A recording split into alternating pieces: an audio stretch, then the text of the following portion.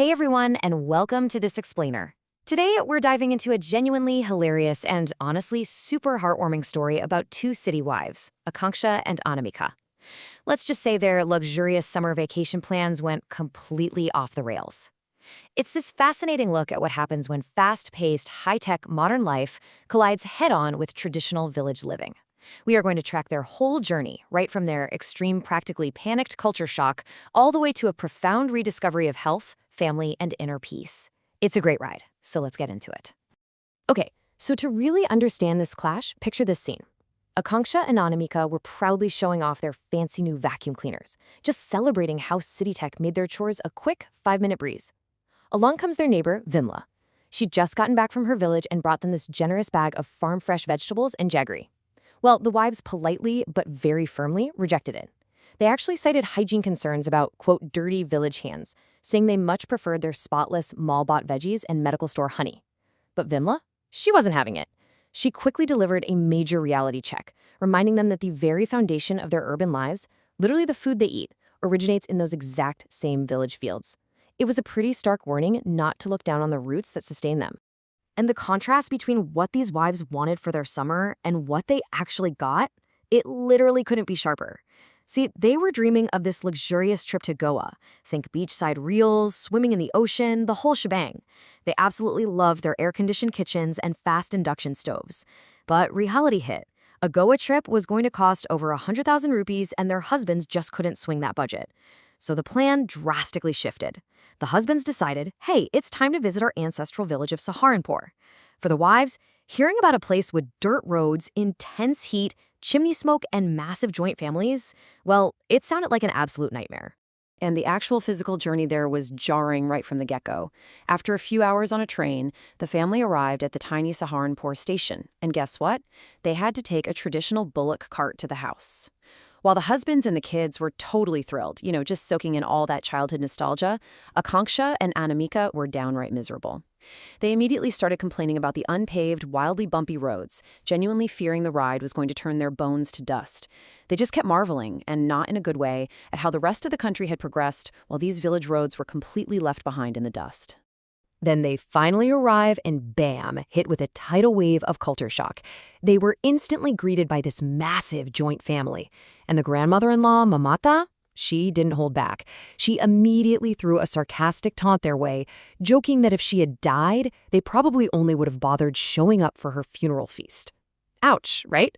The disconnect just kept going when the village family offered them cool drinking water from a traditional earthen pot. The city kids instantly rejected it, with their mothers loudly insisting they could only drink bottled mineral water. You could literally cut the tension in the air with a knife. And then came the chores. Suddenly, these city wives were faced with the sheer volume of physical labor required to keep a massive joint family running. Remember how they bragged about their 5-minute city chores? Yeah, that was over. Here they were expected to prepare meals over smoking mud stoves. We're talking about kneading giant bowls of dough completely by hand, rolling out more than 40 rotis in a single sitting, and chopping 6 to 7 kilos of vegetables, and that was just for one meal. It was a staggering leap from their quick, easy induction stove dinners. But the cultural friction wasn't just about the heavy chores, it was about deeply ingrained traditional rules. When Akanksha and Anamika showed up to the kitchen area wearing modern jeans and tops, grandmother Mamata was absolutely furious. She scolded them, saying city people had ruined all values. They were immediately forced to go change into traditional saris and cover their heads with a polu. And furthering the shock, they had to quickly learn these strict, unspoken social rules. Like, at one point, their father-in-law started coughing loudly while they were trying to sit and eat. They thought he was sick, but a sister-in-law had to yank them away, explaining that the cough was actually a traditional signal, meaning the women needed to immediately leave the area so the men could dine. So you'd think nighttime would bring some relief, right? Absolutely not. They had to trade their closed-off, heavily air-conditioned city bedrooms for sleeping side by side on the open roof of the village house. While the rest of the village family quickly fell asleep, just totally enjoying the natural nighttime breeze, the city wives spent their first miserable night sweating profusely. They tossed, they turned, and they were desperately wishing for any excuse to escape back to their modern conveniences. But then morning comes, and this is where things start to get really interesting. The biggest shock actually happened at the breakfast table. Back in the city, the wives were so used to fighting with their kids, practically forcing them to drink milk heavily disguised with chocolate powder and feeding them processed noodles and sandwiches. But here in the village, breakfast was pure, fresh buffalo milk with a spoonful of ghee, alongside curd, beaten rice, and jaggery. To the mother's absolute disbelief, the kids eagerly guzzled down the fresh milk without a single complaint.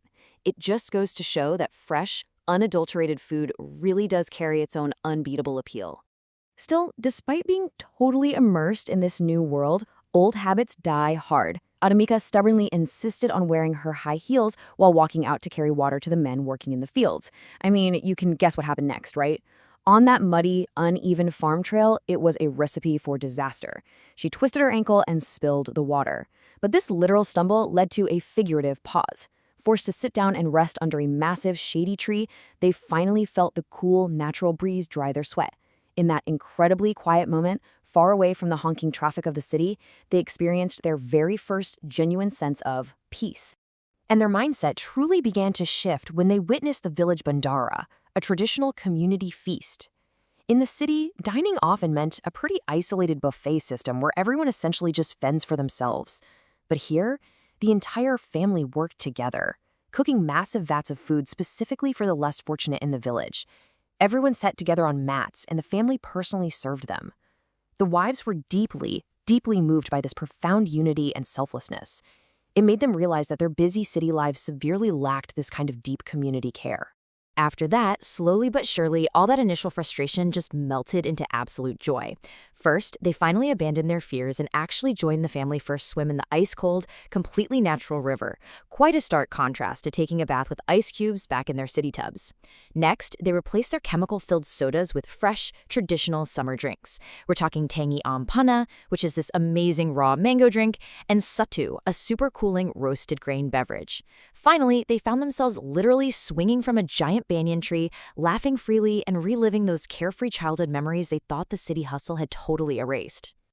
Now, perhaps the funniest yet most profound transformation happened around the traditional roasted dish, litti choka. If you don't know it, it's a delicious stuffed dough ball served with mashed vegetables. Now, initially, the wives were absolutely horrified at the prospect of having to shape fuel cakes out of cow dung with their bare hands. But they overcame it. They watched the food roast over that very natural fire they built, and then saw it drowned in fresh, pure desi ghee.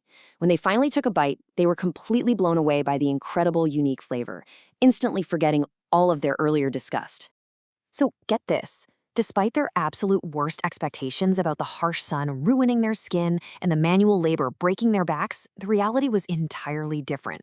All that pure water, fresh air, and organic food actually cleared up their pimples, leaving their skin totally glowing.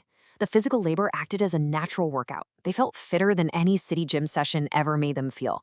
And their kids, who usually just sat around glued to video games, they were suddenly energized, playing outdoors for hours in the clean, pure dirt of the village. By the end of their trip, they really weren't just visitors anymore. They were true contributing participants in the household. They spent their days eagerly learning traditional skills, brewing herbal hair oils over the mud stove, and sun-drying traditional snacks in raw mango pickles. And their nights no longer spent sweating in total misery. Instead, they were enjoying deep, completely undistracted family time. They watched movies together on a projector out in the courtyard and shared spooky ghost stories late into the night under the stars. When you look back at their month, the emotional arc is truly beautiful. From the intense reluctance and outright frustration of week 1, they moved to a sort of grudging acceptance. By week 3, they were experiencing genuine joy and vibrant health. And when week 4 finally rolled around and it was time to catch the train back for the start of the school year, there were literal, tearful goodbyes. They were heartbroken to leave this place they had initially dreaded, returning to the city carrying heavy boxes filled with raw mangoes, handmade pickles, and just an immense amount of gratitude. Their return to the city proved that this transformation was completely permanent. The very first thing they did in their modern, air-conditioned kitchen was try to replicate those village flavors, cooking entirely with the pure desi ghee they'd brought back.